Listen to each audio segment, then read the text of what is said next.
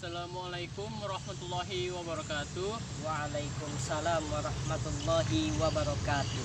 Pada video kali ini kita akan berbincang hangat mengenai salah satu peristiwa yang istimewa di bulan Ramadan, yaitu Lailatul Qadar, yang tentunya ditunggu-tunggu oleh seluruh umat Islam di dunia.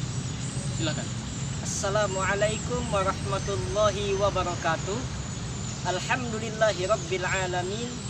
Assalatu wassalamu ala rasulillah wa ala alihi wa sahbihi wa mawala. La hawla wa la quwata illa billah, amma ba'd. Saudara-saudara kaum muslimin dimanapun berada, seperti yang kita ketahui bersama bahwa salah satu keistimewaan di bulan Ramadan, karena di dalamnya terdapat satu malam yang mempunyai bobot khairun min alfi syahrin, yaitu satu malam lebih baik daripada 1000 bulan. Kita sebut itu sebagai Lailatul Qadar. Lantas, kapan sih itu Lailatul Qadar? Bagaimana cara kita menyikapinya? Sebagian besar para ulama sepakat bahwa Lailatul Qadar itu jatuh pada malam-malam ganjil di 10 hari terakhir bulan Ramadan. Bisa dia tanggal 21, tanggal 23, 25, 27, 29, 10 malam terakhir bulan Ramadan. Itulah yang menjadi sebab kenapa baginda Nabi Muhammad SAW kalau sudah masuk 10 yang akhir, beliau perkuat ibadah kepada Allah Subhanahu wa Ta'ala.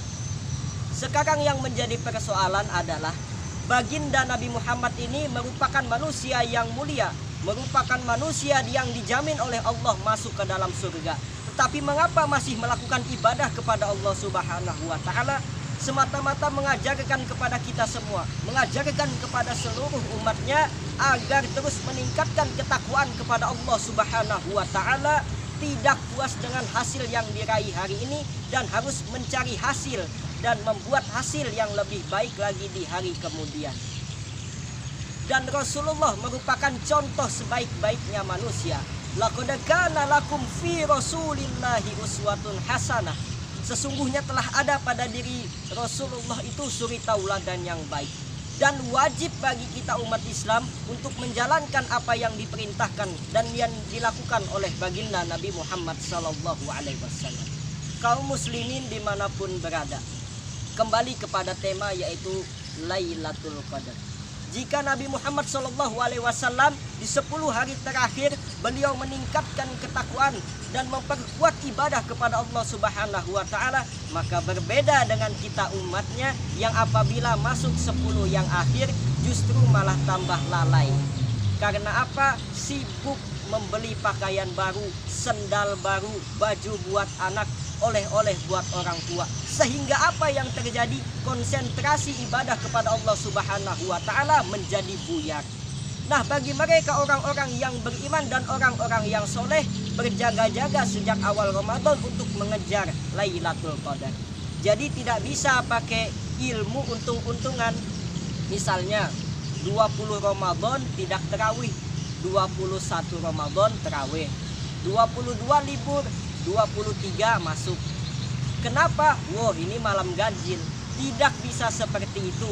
Kita harus berjaga-jaga sejak awal Ramadan untuk mendapatkan Lailatul Qadar.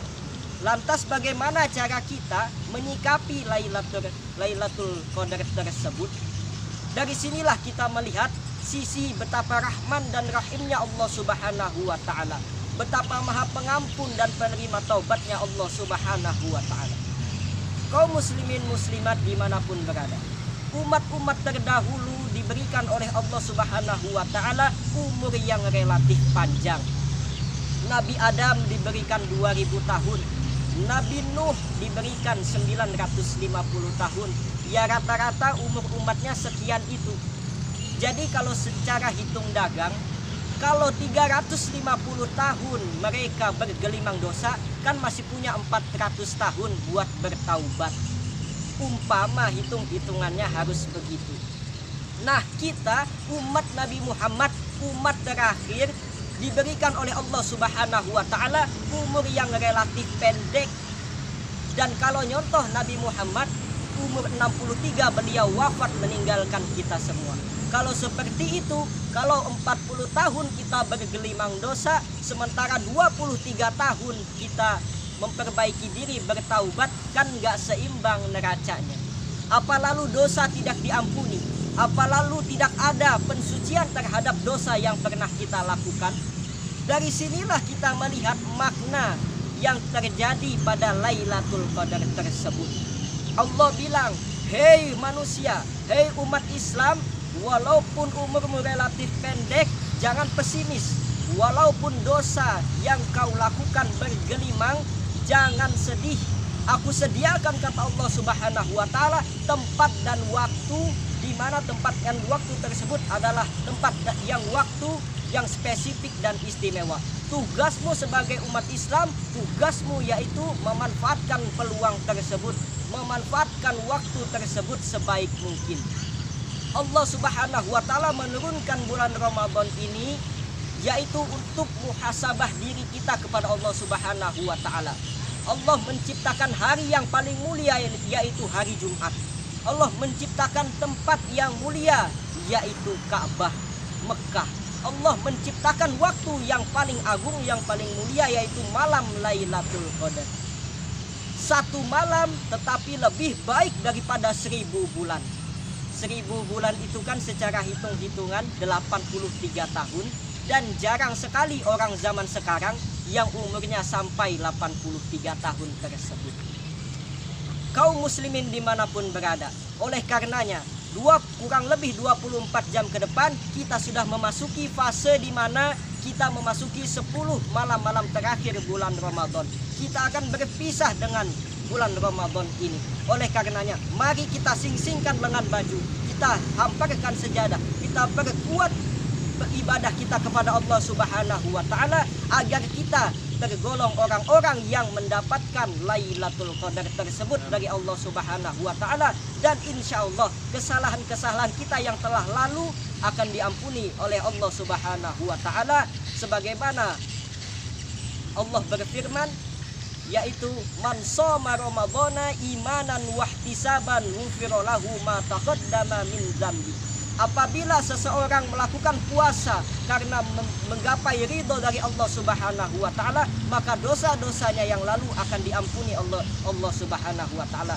Mudah-mudahan kita semua mendapatkan ridho dan mendapatkan pahala yang berlipat-lipat ganda di bulan Ramadan yang suci ini. Amin amin ya rabbal alamin. Mungkin itu saja yang dapat saya sampaikan, ilmu yang dapat saya sampaikan. Kurang lebihnya mohon maaf, saya kembalikan kepada moderator. Baik, seperti apa yang dijelaskan tadi mengenai malam Lailatul Qadar, semoga ilmu yang disampaikan bermanfaat bagi kita semua. Sekian dari kami. Wabillahi taufiq wal hidayah. Wassalamualaikum warahmatullahi wabarakatuh.